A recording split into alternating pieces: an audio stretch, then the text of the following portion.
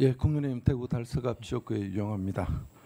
먼저 후보자로 지명되신 걸 축하드리겠습니다. 다만 국민들께서 후보자가 과연 국정원장으로서 적격자에 대한 많은 우려가 있다는 걸 알고 계실 것입니다. 그 우려는 다름이 아닌 후보자가 지금까지 학자로서의 강연 또 언론 기고를 통해서 여러 말씀을 하셨어요. 거기에 대해서 여러 국민들 우려가 있다는 것을 일단 깊이 생각해 주시고 학자의 소신보다는 국정원장의 소명이 저는 더 앞서다고 봅니다. 질의드리겠습니다. 우리 군은 대한민국의 추적은 대한민국의 국가안보를 가장 위협하는 적은 북한이다. 이런 의미로 추적을 사용했습니다. 추적이라는 용어를. 저 후보자께서 제가 서면 질의에 답을 한 거 봤습니다. 자, 대한민국 안보를 가장 위협하는 세력은 북한이라고 답변하셨죠. 네, 그렇습니다. 자, 그런 의미에서 추적이란 군이 쓴 용어를 원장 후보자께서 대한민국의 추적이 북한이라 쓰는데 어려움이 있습니까? 예, 추적 문제에 대해서는 잠깐만요. 네. 어려움이 있습니까? 없습니까? 그냥 후보자께서 서면 답변을 제가 다 받아봤거든요. 네, 어려움이 있습니다. 좋습니다. 네. 국정원장은 대한민국 안보의 최첨단에 서고 있습니다. 외교관이 아닙니다. 다음 질문 드리겠습니다. 의원님, 제가 잠깐 하나 아니요, 제가 일괄적으로 질문 드리고 네네. 답변 기회 드리도록 하겠습니다. 예. 지난 11월 입장문에서 후보자께서 젊은 시절부터 단 한 번도 북한의 정통성이 있다는 식의 발언을 하거나 논문을 작성한 적이 없다 이렇게 답변하신 거 맞습니까? 네. 이때 정통성이라는 것은 한반도의 유일한 합법 정부가 대한민국에 있다는 정통성을 얘기하는 것입니까? 아니면 북한 대중의 정통성은 김일성에게 있다는 그것을 의미하는 어떤 것을 의미하는 것? 이 정통성이 있다는 것. 대한민국의 유일한 합법 정부는 대한민국이라는 뜻입니다. 그렇죠. 자, 그러면 PPT 좀 띄워보세요. 지금 보고 있는 게 이제 후보자께서 젊으실 때 소장학자로서 얘기입니다. 아마 후보자가 보시면 기억을 하실 겁니다. 저렇게 말씀을 하셨고요. 그리고 다음 화면 또 볼까요? 다음 PPT 보면은 다음 PPT 자. 김일성은 최초로 대외적으로 자주성을 선언하고 주체확립에 기치를 내진 지도자였다. 이렇게 얘기를 하셨어요. 자, 이래서 김일성은 북한 대중으로부터 인민으로부터 정통을 갖고 있다. 이렇게 말씀하신 것 같은데 이어서 보겠습니다.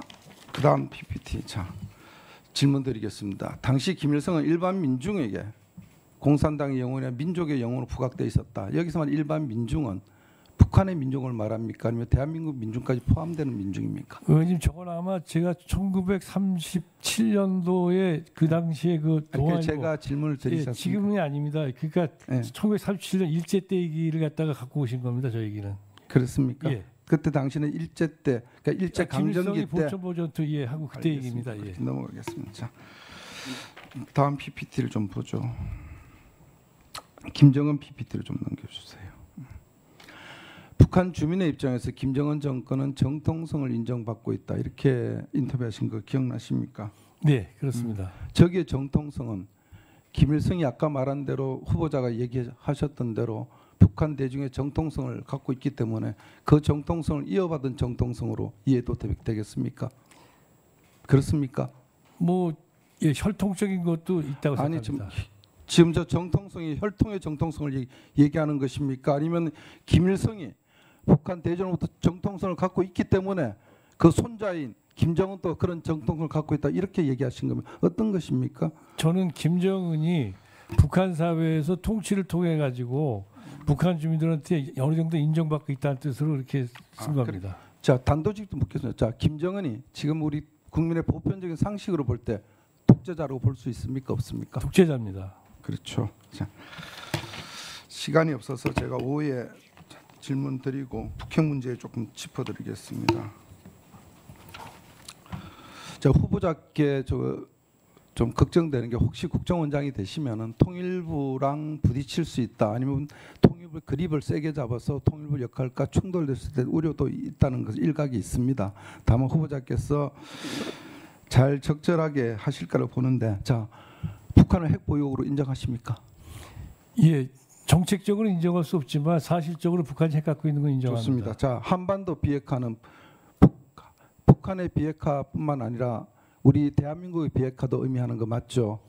맞습니까? 네, 맞습니다. 자, 그러면 북은 지금 사실상 핵을 보유하고 있습니다.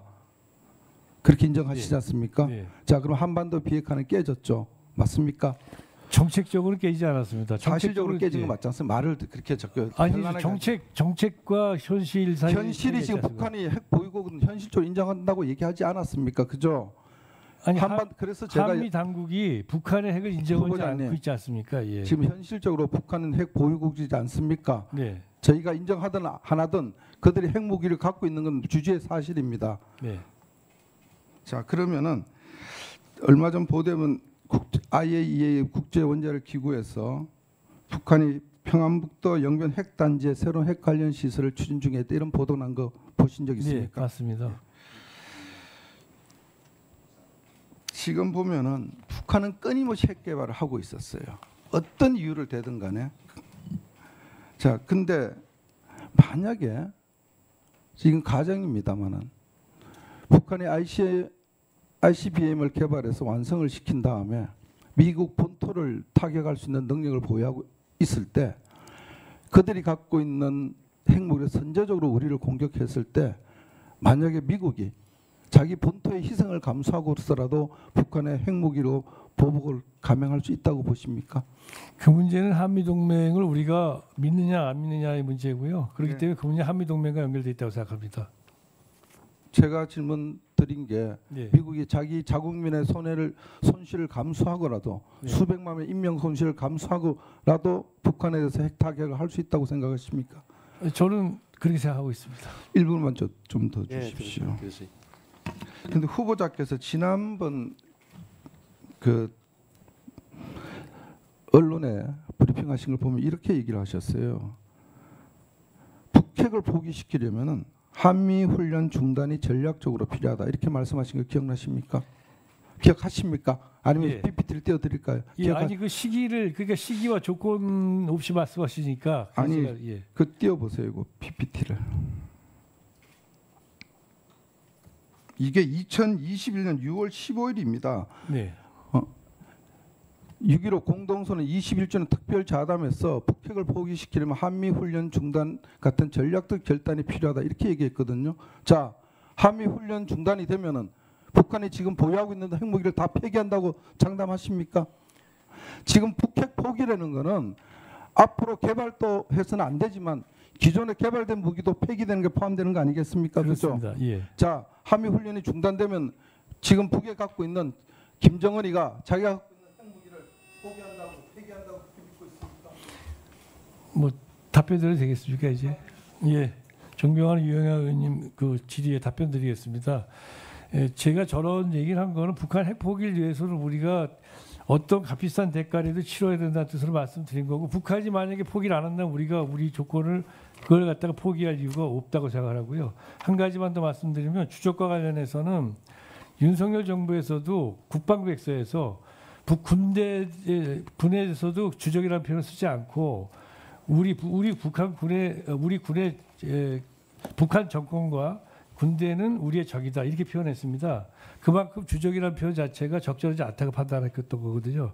그래서 우리가 주적이라는 표현 자체는 부적이 있어야 주적이 있는 것이고, 또 우리가 가장 중요한 것은 모든 위협적 세력에 대해서 우리가 충분한 방어를 하는 게 중요하다고 군에서 생각하기 때문에 주적 표현을 요즘은 쓰고 있지 않다는 말씀을 드립니다. 예, 오후에 계속 해주시고요. 예, 수고하셨습니다. 이어서 종의원을 박선원 강사위원님 순서입니다.